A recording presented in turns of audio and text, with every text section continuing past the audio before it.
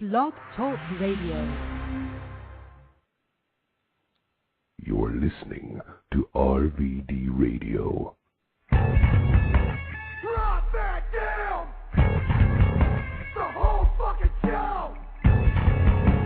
Drop that down! The whole fucking show! Can't give a needle! Can't shove a needle! Can't crush a needle! Phantom stop the needle! Drop that down! The whole fucking show! Drop that down! The whole fucking show! Again, got straight to your brain! Straight to your skull crack! You get down to straight to your brain! Straight to your skull crack! Drop that down! The whole fucking show!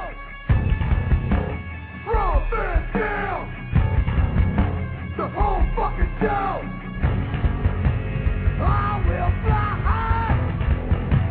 5-star broad blast! You can't stop me! 5-star broad blast! Drop that down! The whole fucking show! Drop that down! The whole fucking show! It's all about the king of the gang! The balance of power that's in! You can't stop the king of the gang!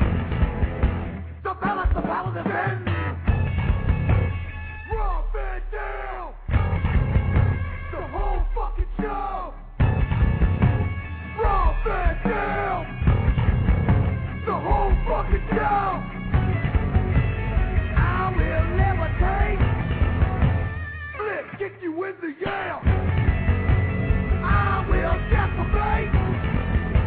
You can prepare for!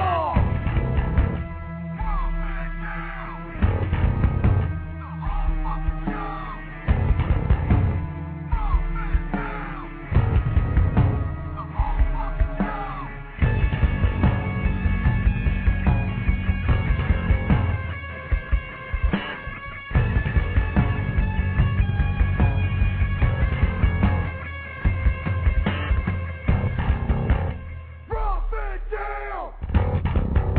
The whole fucking show! Drop it down! The whole fucking show! Drop it down! The whole fucking show! Drop it down! The whole fucking show! Drop it down! The whole fucking show! Drop it down! The whole fucking show! RVD, motherfucker! Dude, is it really October 15th already? Every day goes by too fucking quick. I got shit to do. Can't sit here for 2 hours and take calls about silly stuff that I'm always thinking about, man. But that's how we grow. You got to take time to grow the spirit too, not just the body. We learn that as life goes on, and this is how we grow, man. We think. We think outside the box. We allow our imagination to grow, our brain to flow, and our spirit can be much bigger than the house that it's kept in. And then nobody can stop you because it doesn't matter what you do to the body when the spirit is so strong.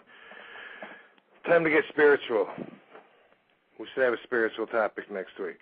This week, not so spiritual. This week meaning the week of October 15th, 2009, everybody. Now, everyone realizes this has never happened before, right? It's true. Well, it's true. Come on, how many people can say they've had an October 15th, 2009 before? Nobody. Know what I mean? It is unwritten. I'm a firm believer in destiny. When something happens and I got to make a choice, and I make one choice, and I look back and I wonder, what would have happened if I would have made the other choice? I'm all right with it. You know what? Because I say, well, it was destiny. I totally escape taking any responsibility by looking back and saying, I wonder why life had me make that choice. That's how I do it anyway. No responsibility whatsoever. However, when it comes to what we're doing, what we're making of the day, what we're doing from this point forward on, I mean, we got to do it. It's ahead of us. We're doing it now. We're getting ready to do it tomorrow. So think about it. We're going to look back at tomorrow, the day after. Sure you guys understand the chronological.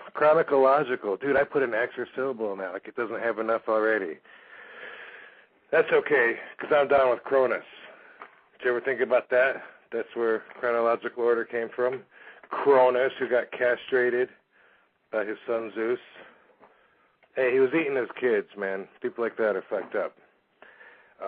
Do you guys see that shit in the news today about the kid in the flying balloon? I just turned the TV on. I hadn't had it on all day, and I just decided to turn it on. I saw this balloon flying around, and my text went off at the same time. And I said, what the fuck is that? I looked at my text, and it was Corey, the twin from the Twin Towers. And he said, hey, you watching that kid flying around in the balloon? And I said, what the fuck? Hey, that was a good coincidence. I got that right at the same time I turned the TV on. So I felt good about that. The energy was good. Felt like I was on my path. I'm sunk into this thing, and this balloon's flying all over the world. They're watching this balloon. They said some kid got sucked up into it, and it was full of helium, and they were all worried. The parents wouldn't even watch the TV. I started thinking, wow, if that kid's in there full of helium, maybe he's dead, if that's all he's been able to breathe, was helium. But it's flying all over the sky. Thinking Colorado, and anyway, it finally came down, and when it came down, a cop is beating it with a shovel to flatten it, to get all the helium out of it. So, figured if the kid was in there, he died. It turns out the kid is home the whole time. He wasn't even in it. It was just like a big rib, and had all these news crews watching it. And I thought that would have been awesome if they would have pulled out a dummy wearing a RobVanDam.com t-shirt. So I got to do something like that in the near future. But everybody ran out there, all the news crews. They all taped it. And besides that, you can, even though it was in the middle of the field and shit, you can still be sure it was caught on all kinds of surveillance cameras, house securities, all kinds of shit, because the whole world is, you know? It's like that. I saw on the internet that we are filmed about 300 times a day. And that's one of those things where I'm like, oh, all right, that's a little impossible to put an average on that. I mean, and relate it to any individual, because some people may be out of their house in very public areas 24 hours a day. Other people may only leave their house once to check their mailbox. There's no way you're talking about both these people. But when you get an average, that's what you do. You get the high, the low, and bam!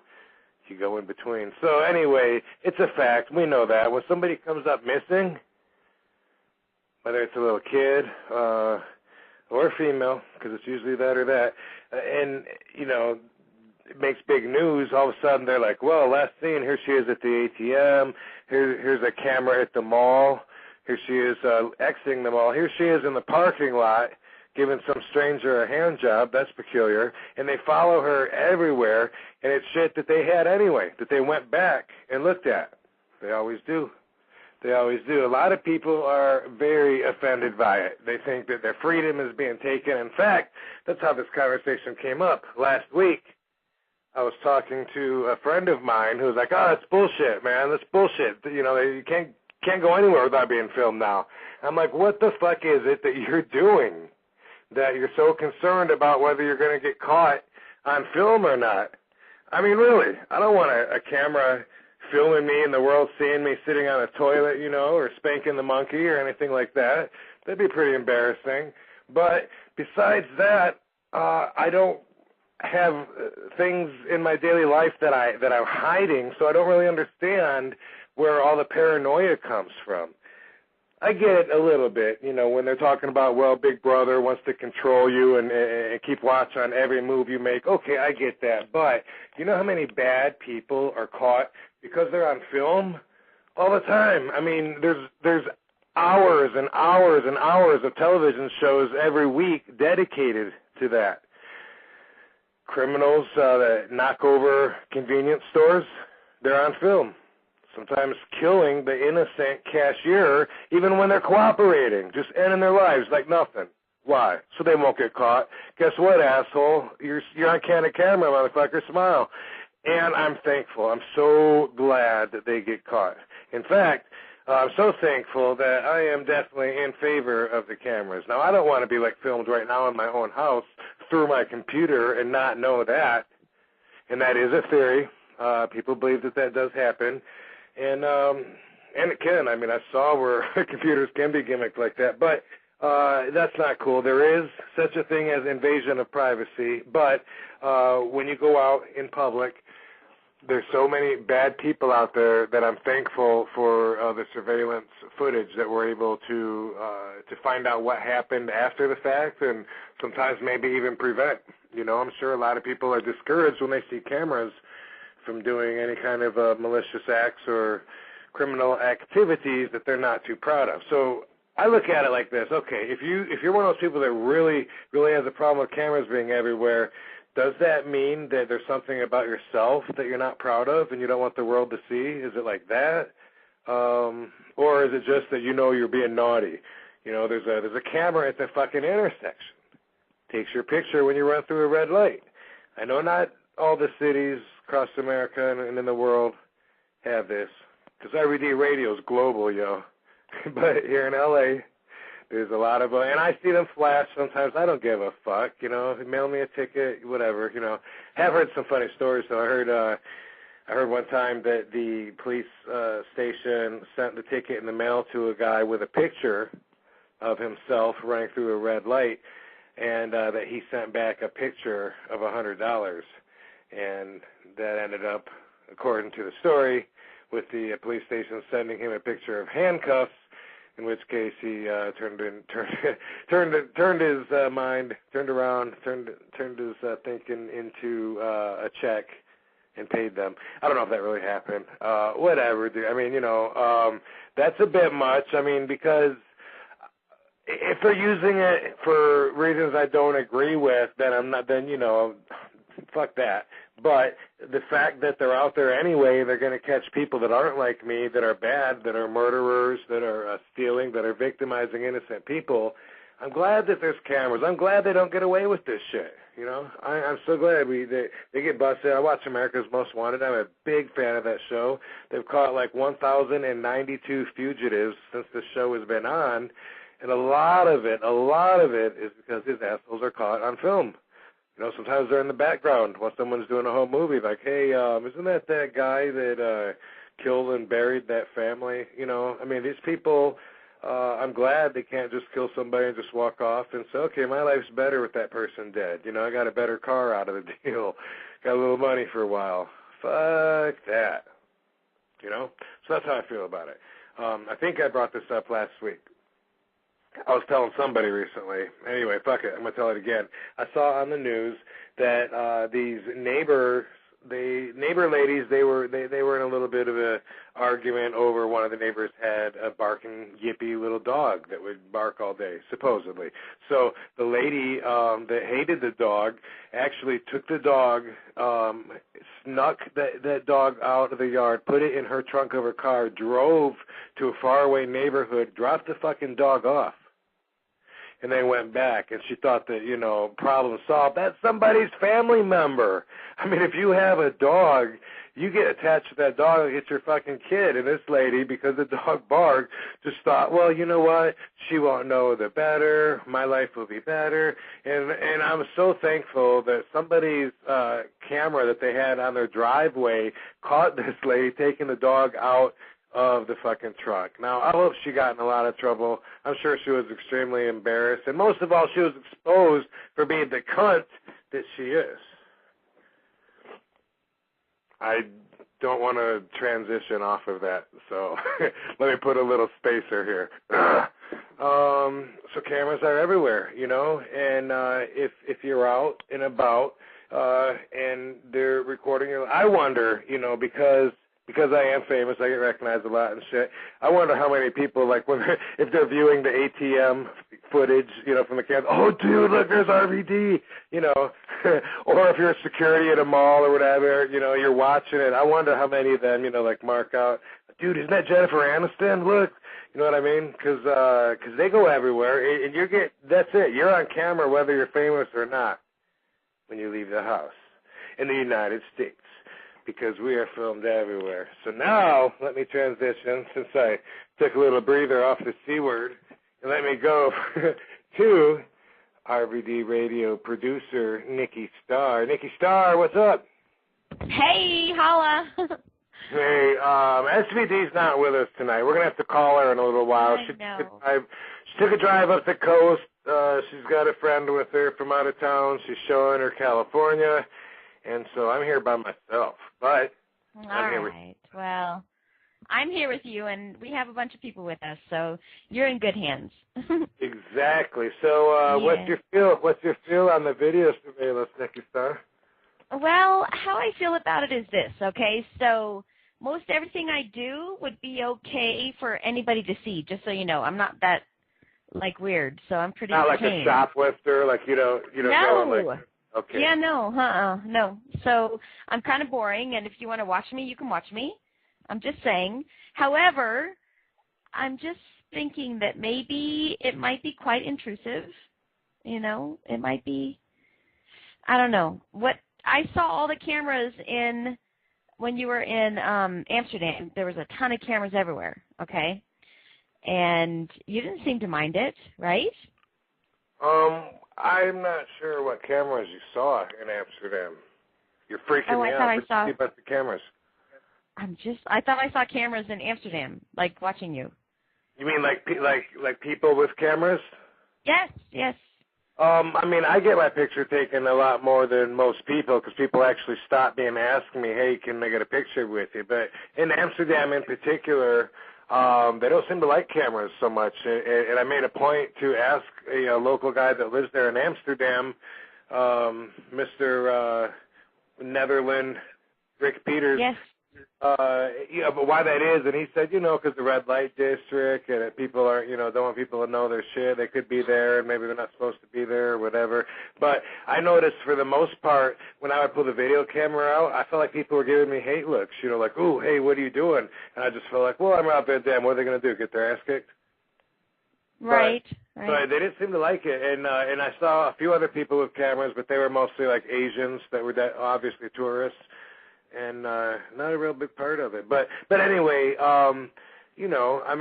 shit, when you go to your gas station, you pump gas into your car, there's cameras on you recording you. When you go into the grocery store, you're being filmed. You're being filmed at the post office or wherever it is that you go, when you get your hair done. Do you get your hair did? I do get my hair did. Yes, sir, I do. I bet you're being filmed. I really don't want people to watch that, see? Okay, yeah, but, that might be an issue. Do you feel like it's invasive of your? It's a private moment, I guess, something that you don't necessarily want to share with others. But if they have a camera on, just in case some lunatic came in with a gun and decided to shoot everybody, isn't that kind of worth it? Okay, no, maybe I don't think so, because let's look at it this way, all right? There's a few things that I do that are private, okay? One of them is color my hair, and there's a few other things. What are you do when you're wearing your magic underwear? Right, okay, I don't wear magic underwear because it's my parents who are Mormon, not me. Shh. I'm just saying. Not me. I don't want to talk about that. But maybe there is, how are you going to draw the line? What's too private and what's not? I don't do anything illegal. I don't, but maybe I don't want you to see me. Wait. I'm sorry. You don't ever, not completely come to a complete stop and maybe, roll through, maybe when you're turning right at a stop sign? I don't. I really am very anal about that. Yeah. No, I'm pretty good about, maybe I do something illegal. Maybe I don't. But I don't think I do. We won't search the book of laws. We'll have Officer X do that later on. We'll ask him what the 10 most commonly broken laws are. But I bet you that would be one of them. Yeah. Since I brought that up, let me point that out right now because that's an issue with me. There's something called voluntary compliance. And what that means is that you're obeying the law even though no one else is around. Say it's 2:30 in the morning, you're on a country road, you can see for miles because you can see for miles, and you come up to a four-way stop sign. Now, if you come to an absolute complete stop and then you go through it, even though you know it's clear, that's voluntary compliance with the law. I don't fucking do that, and I'm not advising anybody that looks up to RVD to follow my actions here, but follow my way of thinking, because I think every stop sign should be a yield sign anyway. It's ridiculous. It's ridiculous, illogical, and a waste of time if they're going to write me a ticket, because there's nothing dangerous about if I came to a stop. And I can't, even when it's crowded, like in the city, it's very rare that they would, oh my God, that accident would have just been avoided if he would have come to a complete stop instead of a 99 totally agree. Roll. Yep. Stop, roll, yeah. Totally agree. So a lot of the laws are written for dumb people. A lot of rules are written for dumb people. So what are you going to say? So are you going to say you don't break the laws because they're written for dumb people, or you go ahead and avoid the laws that are written for dumb people, right? Well, it's easy for me because I've always said that I don't believe the rules that were written before me were written for me. Oh, I like that one. Okay. Yeah, I should get that on a T-shirt or something. That came out of my brain. Should. It's true. It's so true, though. I mean, I've always had issues, and that's some of my non-conforming issues. I've always felt like that. Like, they make laws and rules and shit, but it wasn't for me. And, when they talk about what's going to happen in the world, or when they say what's happening in the world and shit, you know what? They weren't talking about October 15th, 2009, because it never fucking happened yet. Right. You know what? It's been raining the last couple of days, then bam, it's sunny, and it's beautiful here. And people are like, oh, my God, how much can change in a day? Fuck yeah. A lot can change in a day. You're right. Okay. So I don't comply voluntarily. I use my own fucking judgment, and I'm okay with the consequences. I mean, I would stand there, like if a cop gives me a ticket right now at this age and experience in my life, because I have gotten tickets for everything. I've got so many tickets in my life. You have? And I'm sure. But at this stage, if someone came up to me and they said, sir, did you come to a complete stop back there? I would probably be like, no, because I was able to see how clear it was while rolling down to 1 mile an hour, and stopping was only going to create a waste of energy for me, for my car, for the fuel, for everything, and it would have been stupid to stop there. You did not say that. No, but I'm just saying I probably would if I was to get a ticket at this stage in life, because, I'm more for... I love it. I'm more about, look, I deserve to think the way that I think, just like we all do. And we only argue when we think we're right, And I don't need somebody else telling me they're right when I know that it's not. They're not, that's for dumb people. That's for dumb people. Cameras are bad people. Are cameras for dumb people? Cameras are for bad people, all right? I agree, yes. Yeah, they're for bad people. I have them around my house. I want to get more. And, when I'm gone, I can come back. I can rewind the receiver. I can check out who's been around my house. And that gives me a great feeling of power that I didn't have before I got... Stop. I have to ask you a question. Do you look at it often? So you have a record of who's been around your house, and it's not like instant. You can record it and see who came around your house. It records all the time. So I can go right now and I can rewind it. I can put a date in. Yeah, absolutely. I can say, let me look at July 22nd at 8:30. I love that. Remember when that house went through our sauna in the front yard? That car? Yes, I do. Sauna. The car went through we sauna, found out right. from the neighbors, everybody, about what time it happened, and went back and looked at our surveillance. Bam, there it was. Everybody was in my yard. All these people I'd never met before. They knew we weren't home, and they just had a fucking party in the front yard. Right? It was like an so amusement. are you good with that? But wait, Rob, listen to me. Okay, so you don't mind being surveilled, and you don't mind surveilling. Are you okay with both?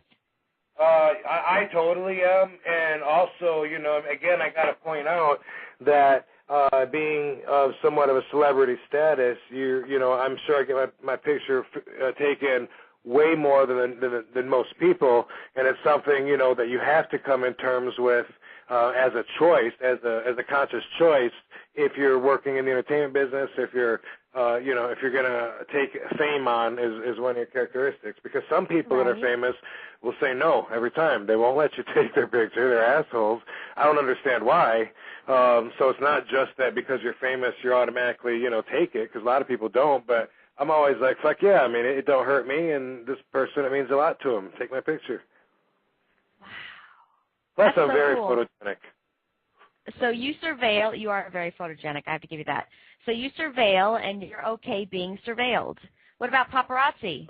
There's a new law that came out from Schwarzenegger that said paparazzi can't film you if you're in a private situation or a family situation. How do you feel about that?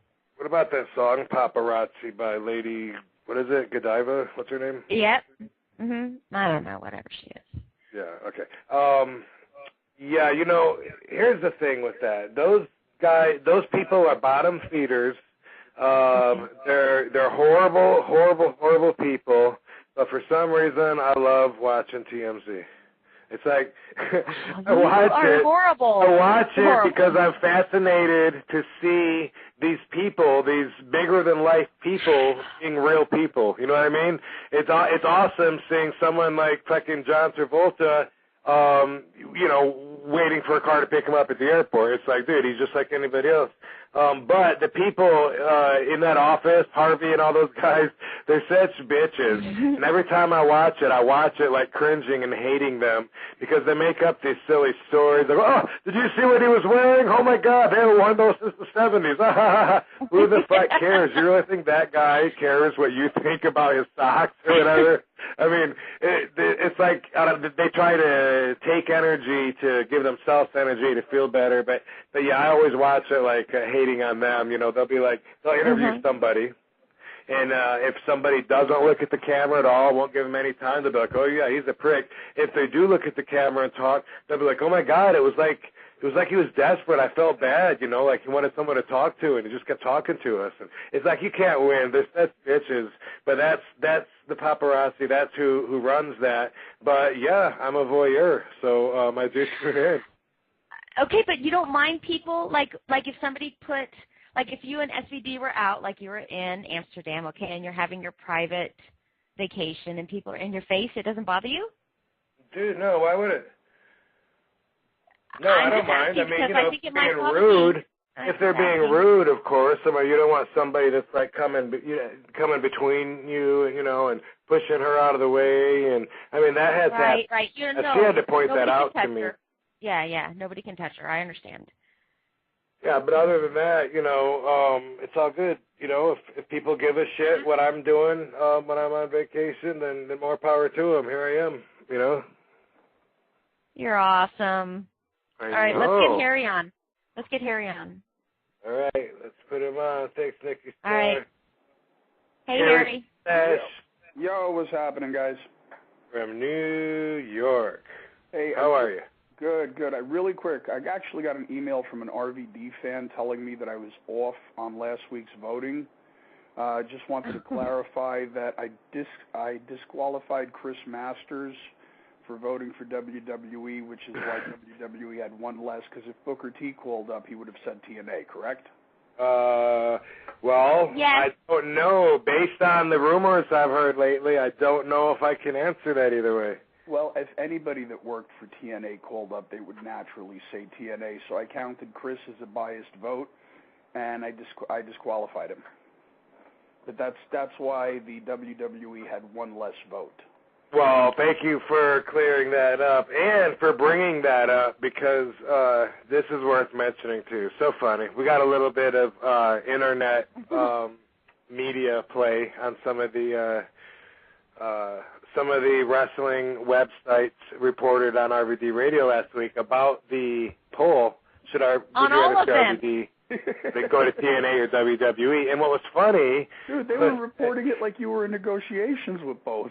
Well, of course. I mean, but what was funny, I don't know if you saw this or not, Harry, but at least one of them said that I was screening the calls first, finding out which way they were going to vote, and then letting more people on that, like, they went with one way or something like that because Nikki, she just, you know, she's a conversationalist, and she asked people how they're doing and stuff, and so when they called, she would talk to them, and then somebody made it sound like the whole thing was all, like, planned or something. Pretty funny. But wait, can I just say right quick, Harry, listen, what happened was everybody from the South wanted TNA, and so this guy Lee called in from North Carolina and said, oh, I want WWE, and I was like, wow, you want WWE? Okay, I'll put you through anyway, and then it just exploded from there. That's all I said.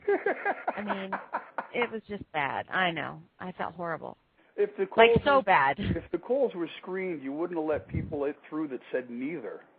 Right, but I let everybody through, and Rob knows. Like, he saw the switchboard. He saw that everybody who called got through. It wasn't like I was, like, saying, oh, you can't take this call or you can't take that call. But anyways, so just so you know, I have to not be able to. I can't talk to anybody else, right?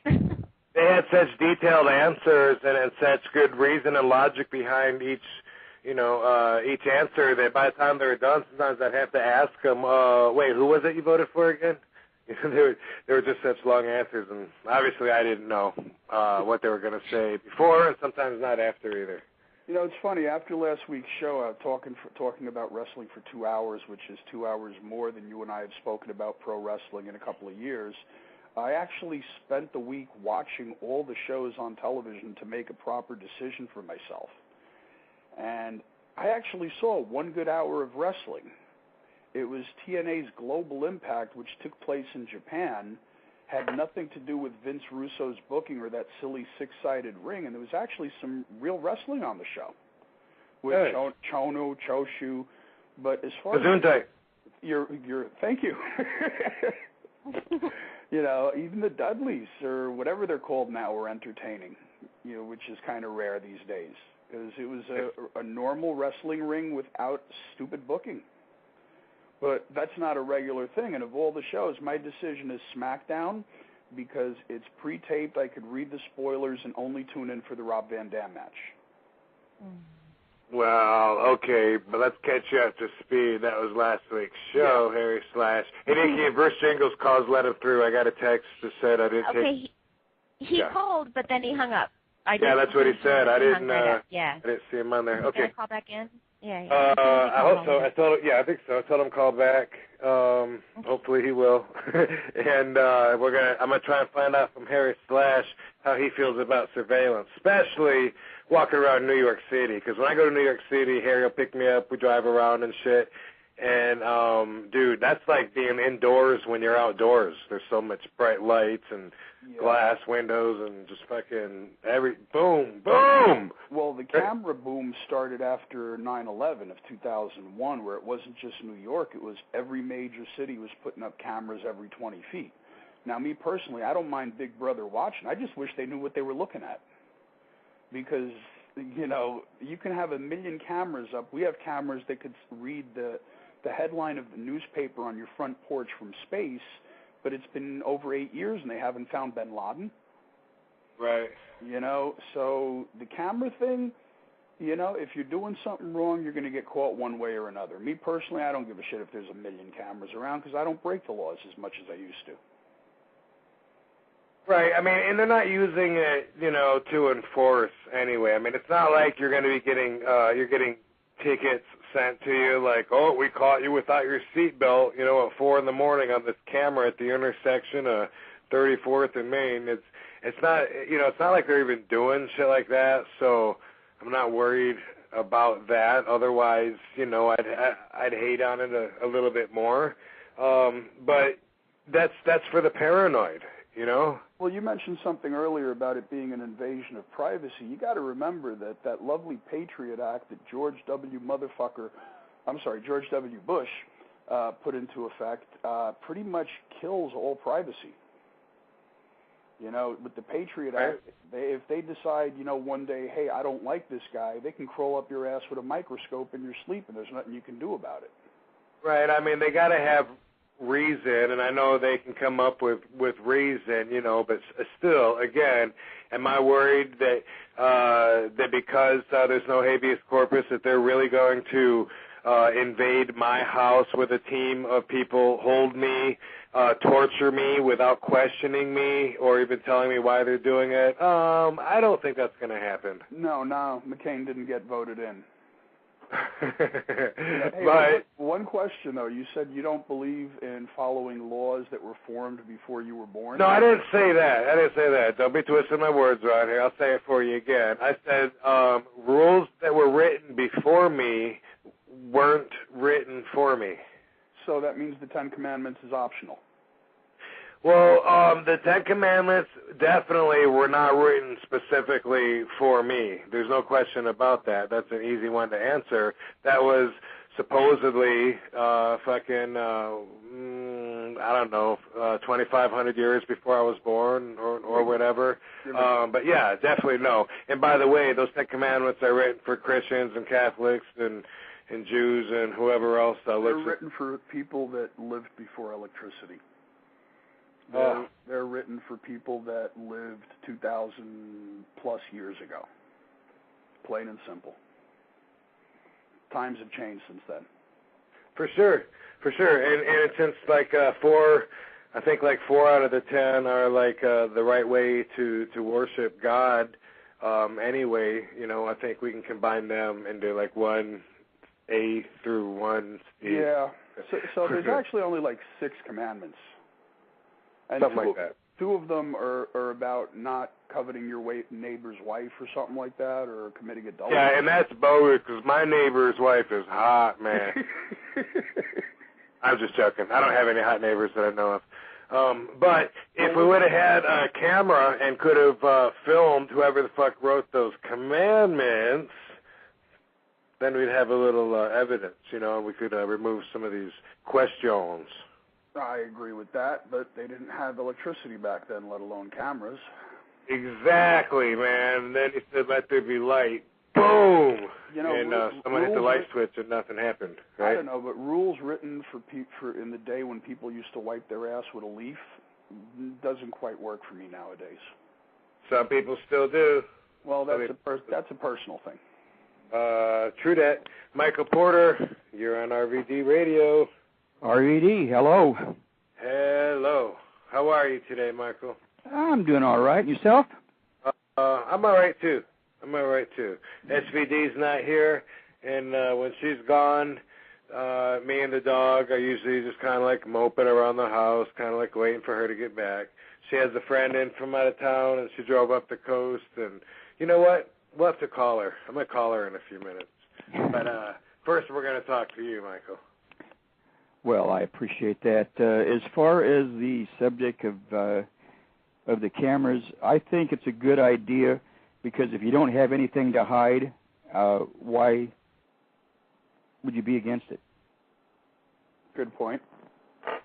That's the only way I can really see it, like when I really think about it. And if we get enough callers, I'm sure we'll get some people with the opposing view because I had a few people ask me through the week, hey, what's your topic going to be on this week's radio show? And when I would say, video surveillance is everywhere, most of the reaction was like, yeah, I know that's bullshit, man. I mean, most of the people that I talk to hate on it, and they're kind of surprised that I'm for it until I give my explanation and they understand it, and I'm trying to, and then I guess I win them over. Why? Because I'm using logic. But that's the way I see it, though. By the way, we're usually on Wednesdays. We're on a Thursday night right now, so we don't have the huge list of callers that we normally do. So last week was a record. We were just blowing through the callers with, as I said, average waiting time 3 minutes. I think I probably did that. Came close to it, blowing through a bunch of callers, boom, boom, boom. So how many callers did you have altogether? I don't know. I can't remember, man. That was a week and a day ago. Ask Nikki Starr might know. But we had a lot, and they were also voting on the website, which I'm going to go to in a few minutes, too, and I'm going to read some of the posts that were in the forums about tonight's topic. So Michael, I don't know, is this something that, you said I have a good point. Had you thought about it before listening to me? Is it, like, would that have normally triggered, like, a happy reaction out of you or not when I said, hey, there's fucking cameras everywhere. What do you think? Well, I think, I may have heard you mention something about it before, but I've always thought that the cameras, especially security cameras like at the mall or the store or convenience market, are good ideas, just in case, somebody comes in to try to rob the place or assault somebody in there. I think it's good. But like you said, if it's your own home, like a Big Brother watching in your own home, like through the television or through your personal computer, if you have a webcam or something like that, I wouldn't go for that. But I think as long as you're not trying to hide anything, you're not committing any personal acts, any illegal acts, I don't think you should have a problem with it. Right. And again, you should have privacy. You got your hand on your pants, holding your balls while you're watching TV. That's no way. Listening to RVD radio. I had to add that. I'm sorry. That was good. All right. Well, I agree with you. And here's someone that sometimes disagrees. Let's hear what Nikki Heyman has to say. Well, good evening, Rob. How you doing? I'm doing good. Without sounding as good as I can be. I don't operate at 100%. It's just like there's like an empty seat next to me, and the whole room is empty, and it's weird because she's usually in the chat room talking to everybody. I don't know if there's as much action going on in the chat room or not without her, and there's definitely not as much on the phone lines, but I'm doing good. And this is a topic I really want to. I hope people call in because I really want to tear this apart, because I remember a few years ago talking to Kane, the wrestler, who is very into libertarianism, and also he was telling me about, he was saying shit, you have to quit the business if they require us getting chips installed in our body because they can have total control over you. And that was just like a progressive step going from the cameras watching you everywhere to being able to shut off your entire life, your whole credit line, everything with a flick of a switch. And he was just saying that's like a path, and like that's where it leads. And so I think about him a lot because he had a very convincing argument at the time, but now, while I'm thinking about it, this RVD of October 15th, 2009, I say roll the cameras, motherfucker, action. I agree. 90% of the reason we have the cameras is security guards. Well, no, I shouldn't say this. Cameras don't have unions. They work 24/7. They require a little bit of power. They keep an eye out for anything and everything. They don't discriminate. They don't get distracted when a hot babe walks in the door. Right. They keep an eye on everything. Now, I agree with the statement. They just don't know what they're looking for. They're not that far yet. Now, in the UK, they're starting to get face recognition in the cameras, I think, which would be connected to a database. Is that going too far?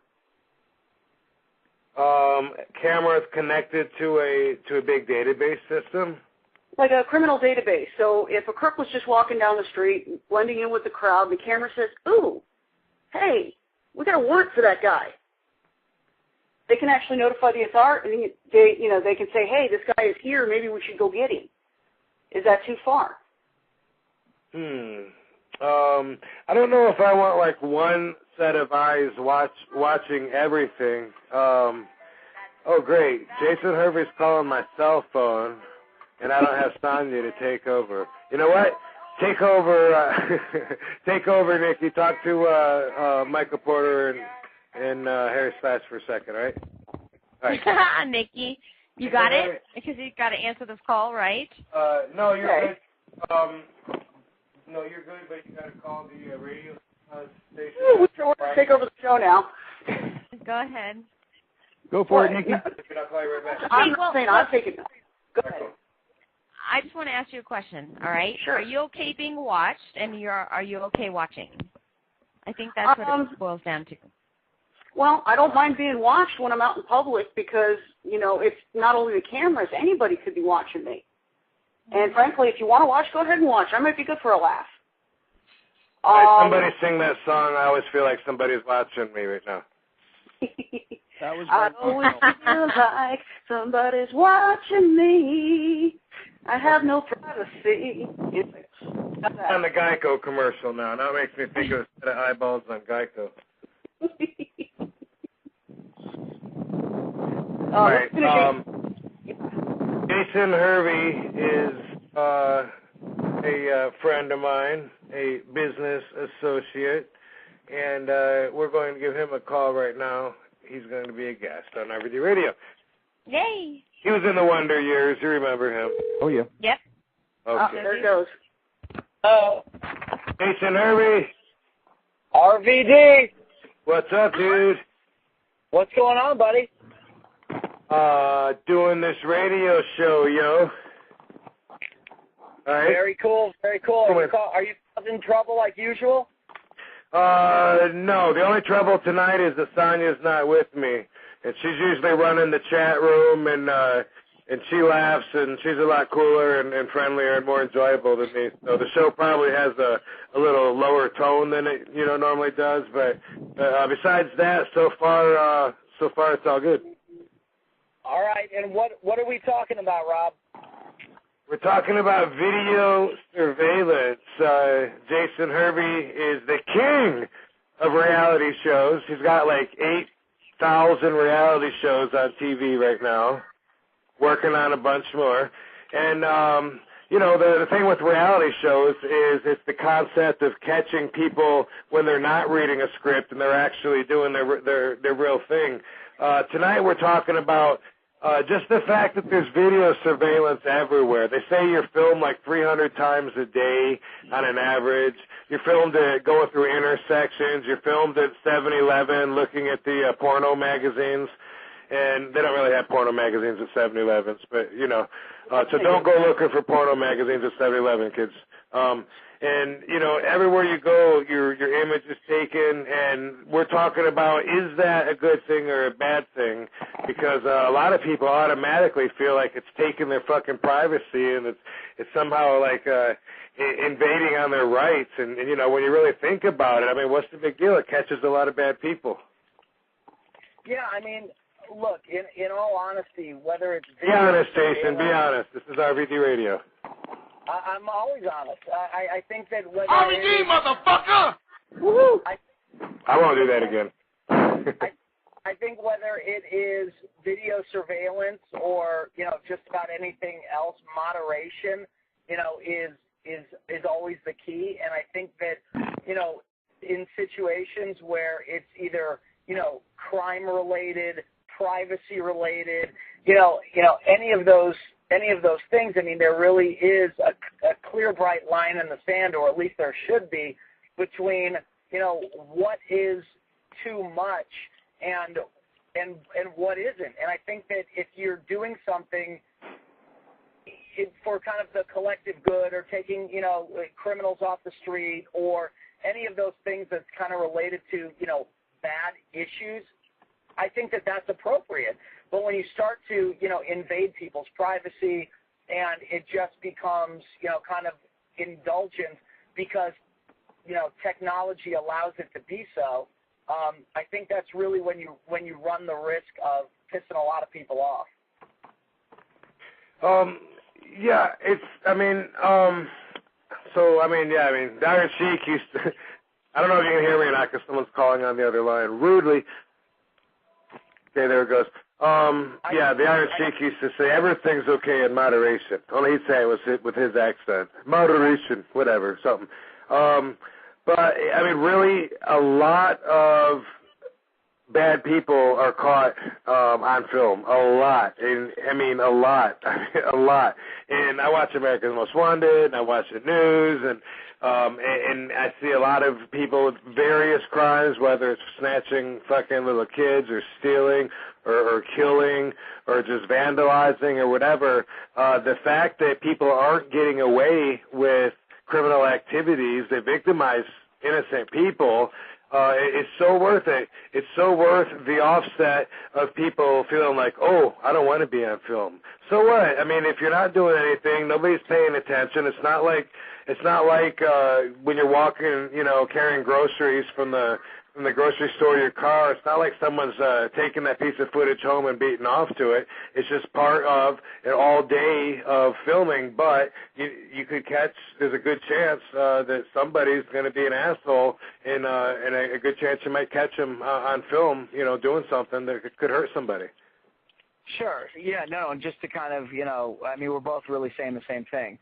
I think, utilizing technology for, identity theft, and other things like that, is not good. I think utilizing, technology obviously for, putting the bad guys where it belongs, I think that's appropriate. And if it is a small price that we pay, for feeling like truly Big Brother is watching, then, it is what it is, and it's worth getting the bad guys off the street. And to your point, if you're not doing anything wrong, then who gives a fuck? Right. Okay. All right. So yeah, basically you agree with me. I want to get somebody to disagree, because some people get super protective about it, and they feel like it's all just leading towards the decline of civilization. I don't know. I'm for it. Cool. Well, so how's your night going? Is it good? Well, let's find somebody who feels that way so we could tag team them.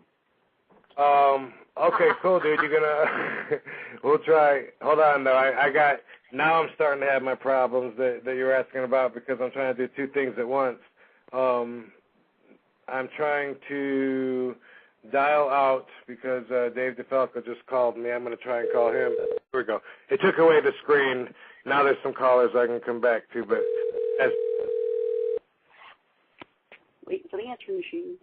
Oh, my God, I got the wrong number. I'm retarded. We're sorry. You have reached a number that has been disconnected or is no longer in service. Damn, that sucked. Okay. Nikki Heyman, oh, wait, let me take you off mute. Boom, boom, boom, boom, boom. Where you at? Nikki Heyman, no, wait, that's my Nikki. Nikki Heyman, there you are. Yes, I'm your Nikki. Well, you're on, okay. Hi, Nikki. Hi. Okay. Now, Nikki Heyman, you're on RVD Radio with Jason Hervey, and you agree with him too, huh? I do. I think, like I said, it saves a lot of manpower and a lot of man hours. Granted, we could have those jobs, but cameras don't get sick. Cameras can have a bad connection, but they don't ask for time off. You don't have to fire them. You don't, it's a thing that just gets in place and takes care of a lot of things for you. You put enough cameras out, you got one guy watching all of these to find out, what happened, what's going on. I don't think it's a bad thing. If the camera comes through my door, now we've got a problem. Yeah, but if they show it when the camera comes through your door, if they show your reaction by showing a camera from over your shoulder, that means that you already knew the camera was there. Okay, never mind. Huh? What? I lost everybody. Okay, that's fine. Michael Porter. Yes, sir. Talk to Jason Hervey. Jason, it's a pleasure talking with you. How you doing? Doing very well, and yourself, sir? Doing great. Where do you stand on this issue? Well, I already stated that I think that the surveillance cameras are good, because I think the only people who would bitch and moan about it are people who are doing something either illegal or something they're ashamed of. Love it, and that's so fucking true, too. Hey, Jason, did you see the kid that flew around in the balloon today? I didn't, but I heard that they ended up finding him, so all is good, right? Yeah, it was a big bunch of bullshit. The cameras... Yeah, I didn't News crews followed this guy around, followed the balloon around the sky, and the parents they were crying and they wouldn't watch the TV, and they were worried if the balloon was going to crash into the ground or what was going to happen, and there was a helicopter, and they were talking about repelling a guy from the fucking helicopter somehow. And then when it finally landed, they looked and the kid wasn't in there. They found out later the little kid was home the whole time. Yeah, he was hiding in the garage. Oh, he was? Yeah, he was hiding in the garage. You thought he was in trouble. Yeah, I thought it would have been cool if we had if they would have reached in and pulled out like this, like a magician keeps pulling out a handkerchief and keeps pulling and pulling and pulling and pulling, and at the end of all this cloth there was a big sign that said go to robvandam.com. That would have been.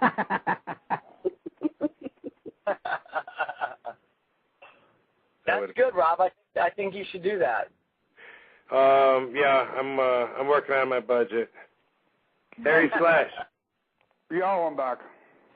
Dude. Yeah, we got nasty-ass weather here in New York. I keep getting disconnected. It's beautiful here. It's fucking gorgeous. It's going to be 90 degrees and sunny all weekend. And we got Jason motherfucking Hervey on the line. What's up, Jason? How you doing, man? How's the Big Apple? Big Apple is cold and windy and crappy today. It's kind of rotten. Sorry to hear that. I had the top down in my car today. Well, so do I, but that's because I got a cheap car. But we don't need to do that. Where do you stand on this issue? I already chimed in that I don't mind Big Brother watching as long as they know what they're looking at.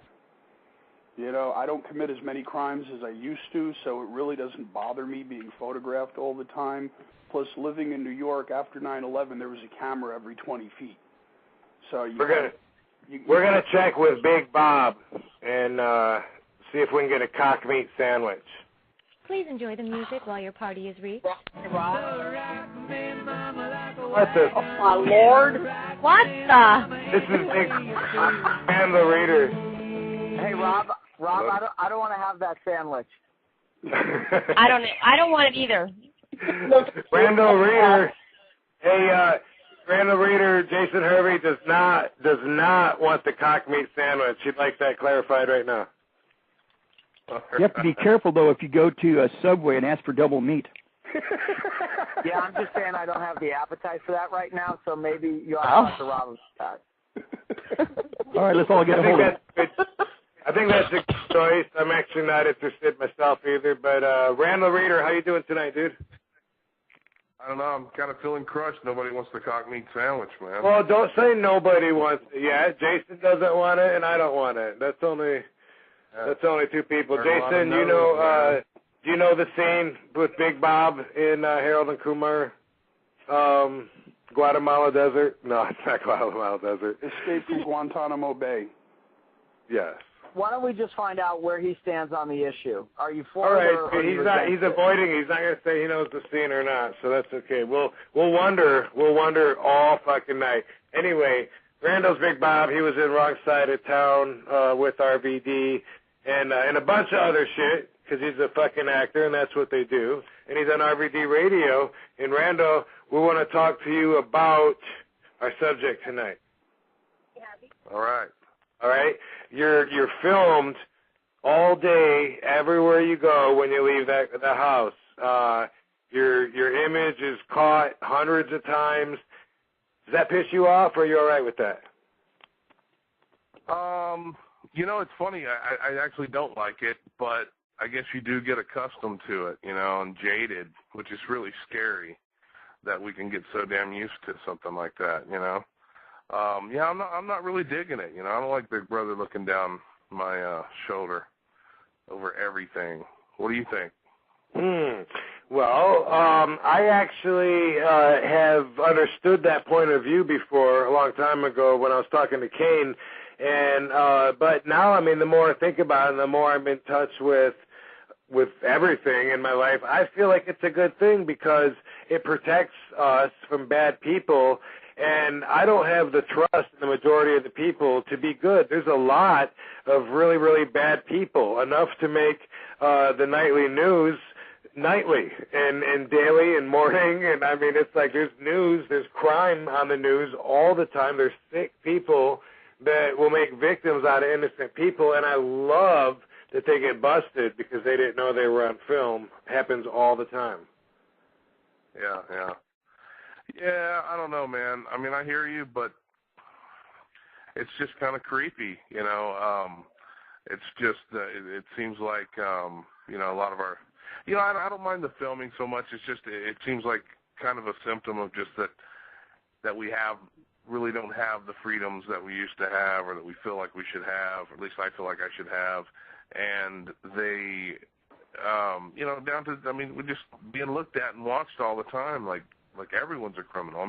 It's cool that it works out and they catch some people, but it's also, I don't know. I don't know if the good outweighs the bad. Tell you the truth, I really don't. Well, in all honesty, at one point, you might say, Rob, shut up. At one point, you might say that we don't have, the same freedom that we did, but in the same breath, you don't have the same opportunity.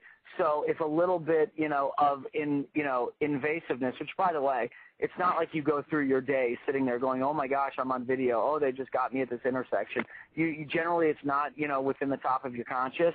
So, again, we don't have the same freedom, but yet we didn't also have the same opportunity to utilize, this technology to, really do some good. And I think the challenge that you have is when do you turn it on, when do you turn it off? And the real answer is there is no answer for when you turn it on and off. And it's one of those things that you constantly, have to be aware of. And, again, going back to the beginning of the conversation, if you're not doing anything wrong, then it really doesn't matter. Bruce, Jingles, are you unmuted? If it doesn't get used, if it doesn't get used against us, then it's a good thing. That's the thing. If it never gets utilized, against us, then it's interesting. It's really interesting that we've become so open. With Twitter and all. You got stars and famous people just twitting all the time, and the internet. Everything is Facebook. Everything's so wide open. It's kind of weird. It almost desensitized. It almost takes away. I used to really have a problem with the cameras and everything everywhere, but now I've got a MySpace account and a Facebook account, and everybody kind of knows everything. Didn't I see you on AsianBisexuals.com also? Officer X. No, dude, they wouldn't let me on there. I'm not Asian. Oh, okay. Officer X, motherfucker! No, but it has gotten really honest. Life has gotten very honest. With all the cameras and all that, there's not much to hide.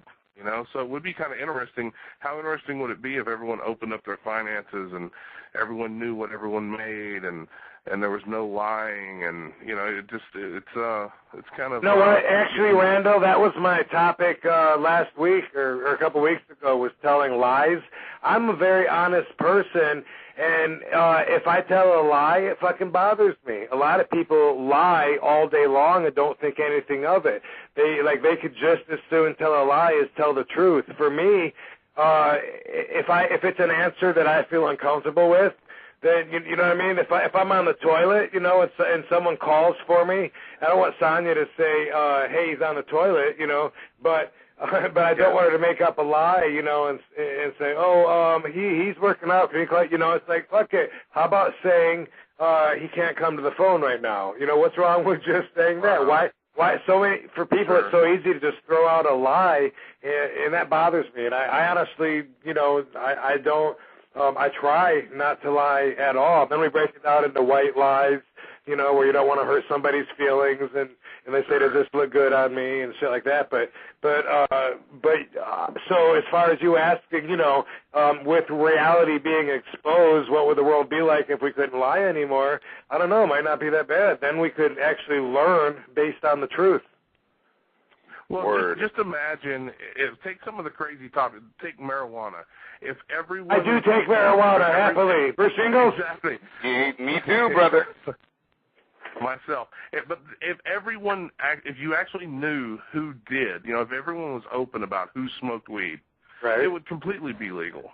Because I know, that's exactly. You're making my point there. So instead, all the misinformation is based on lies, and then they can try to act like the only people that smoke it are losers that are stuck in the crack between the cushions on the couch and they can't get up, and people can believe that when in fact, if they knew how many doctors and teachers and lawyers and judges and everybody real important. If they knew, if people really knew, then again, we could learn properly, proper education based on the truth. Yeah. And what kind of jobs and what kind of careers you can seriously carry on while doing that. Officer X, are you on? I'm here, bro. Well, chime in, motherfucker. Hey, Rob, real quick, before we get it, motherfucker. Yes, Jason Hervey, the Wonder Years. Before we get into the next guest, it is homework time for my kids. Okay. So I've got to roll, and I cool, thank dude. you. Thanks for joining. No, thank you, brother. I appreciate it, and I'd love to come back on your next topic. Okay, awesome. Appreciate it, and good luck with the homework. Talk to you soon. Thank you, Rob. Right on, Jason Bye-bye. Hervey, ladies and gentlemen. You know, Jason and Bischoff produced a lot of shows together, the Hulk Hogan reality shows and the Brooke, whatever, the Wonder, the Teen Idol, something called Teen Idol, and they had of course, Hulk Hogan Celebrity Championship Wrestling that I did, and his buddy, Jason's buddy, Chachi, what's Chachi's name? Scott Baio. Scott Baio, yeah, Scott Baio's 40 and pregnant or whatever. All that. Jason's got all that going on. So good guy to talk to about catching reality. First, Jingles, I don't think we've heard your opinion. Or Officer X, who's quiet as hell. You all right, Officer X? Yeah, I'm just taking it all in a little bit here. What are we talking about? Surveillance? Big Brother everywhere? Yes, sir. Good thing or bad? Bad. Yeah, I think it's a good thing. I want to be safe. Shit. Officer X, you say it's a bad thing. You started this idea in a conversation last week with me. Yeah. But I mean, I don't go for it. I mean, I think that people have a right to be private and conduct their affairs unmonitored, and I think we're getting far away from that. So you think we should not have cameras so people can have affairs? No, I'm not saying that at all. But I'm saying that you should be able to roam freely and do your business without the whole world watching you, like this Twitter and Facebook. This is for simple fucks that just can't go do anything without telling people. And Bruce, you feel otherwise, huh? No, dude, I've been robbed, dude. I've been, I want a camera at the fucking ATM. I want somebody to keep an eye on that drunk asshole behind me. You know what I'm saying? I don't want to. No. So I'm with you, and, like I said, I'm willing to accept the consequences, if someone catches me on film and I'm doing, I don't know, if I go through a stop sign and they take a picture of me and send me a ticket, okay, whatever, you caught me, I guess. I mean, how am I even going to remember that unless I saw the flash, which sometimes you do, and then you know that it's coming in the mail. But do they do that in California? Oh, yeah. Yeah, and Sonia really freaks out about it, too. She's one of those, to me, she seems paranoid, but that's because I'm, ridiculously laid back. So that's not really, I'm not really basing it from a fair fair position to stand from. But to me, she seems paranoid because I don't worry about anything, and she worries about things. But a lot of times, the light will go yellow, red. I'll go through it. We'll see a flash, and she'll be like, oh. And she'll look at me like she's mad. I'm like, well, big deal. If it comes, then I fucking pay it, right? I mean, I don't mind contributing. I love L.A. That's how every time I pay a parking ticket, I'm like, I'm happy to contribute to my city. That's how it works. I'll tell you, we don't have enough privacy as is, though. I mean, it's too easy for people to find people. You can't really be anonymous in what you do. I mean, say you had a stalker. How long would it take for someone to find out where you live? Dude, if I had a stalker, I would be so wanting cameras all over my property. I'd be happy if cameras in the area, in the neighborhood, pick the stalker up, and I'd be thankful. That's what they do, is they protect us from bad people. It's too easy for people to find out too much shit now, though. Well, if you're worried about cameras, you shouldn't be fucking up in front of the cameras. No, but I'm just saying in general, Bruce, right? Rob, I remember the day I was at your house. You showed me this mail you got that some guy from England or something sent to your house. Some fucking guy in England shouldn't be able to find out where you live. Okay, wait. Right. I have something to say. It's Mickey. Okay, so hi, Nikki Star. Officer X. Hi, honey. I don't mean to unmute me, but this is important. So I've had a stalker, okay, and it wouldn't have mattered how many cameras were on him. When he attacked me and cut my throat, nobody could come quick enough. Do you see? There's so many, like, cameras are not the issue. Like, who's going to be watching them? So there might be 500 billion cameras, but 20 people watching. Do you see what I'm saying? Mm-hmm. So how efficient are they if nobody's watching? That was my issue. It wouldn't. It wouldn't have mattered. Did anybody talk, or are we all in shock? Is everybody in an awkward shock moment with their jaw dropped? Like, oh my God, she got her. Yeah. It's a great opportunity to bust balls, but we can't. That was but Officer X knows. Officer X understands. Like, it wouldn't matter if nobody was looking at the camera right at that minute, even though the camera might have been on my stalker. Officer X, motherfucker! You see what I'm saying? Yes, how efficient are those cameras? Right? Okay, so the cameras couldn't save you at that moment, but now we have. Hey, Nikki, we can totally identify the attacker. We might be able to find him, arrest him, keep him from doing it to other people because we have him on film. Right. No, I agree with that. After the fact, but it doesn't help me. Of course not. He's in jail, right. But I'm saying it doesn't help me at the time. So, like, in the chat room, we're having an awesome discussion about how efficient are the cameras. So if you think about how many cameras there might be and how little people are watching, they're really not that efficient at the moment. Well, but if you were the second victim, it may help if they apprehended the criminal before he got to you. You see of course. What I mean? If you were the second, if you were the first person, you're screwed. Right. The second person, you may not be the second person because you got, if you're the first person, you're the example.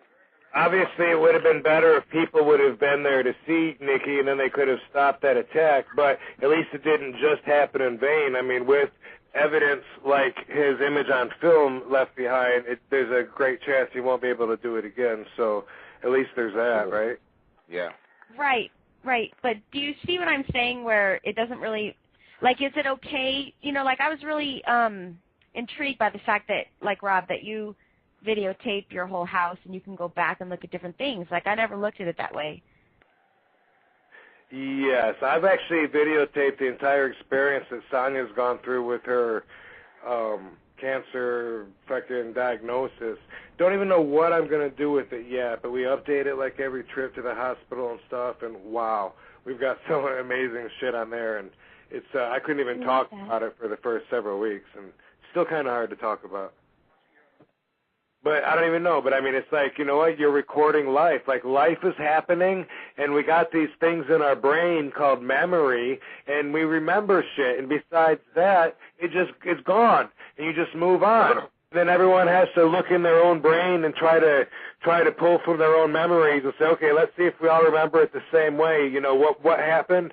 And then that's what we have to take with us. But because of the gift, thanks to Thomas Edison, we have this fucking camera, and we're able to fucking actually capture now on high def. It looks even better than real life.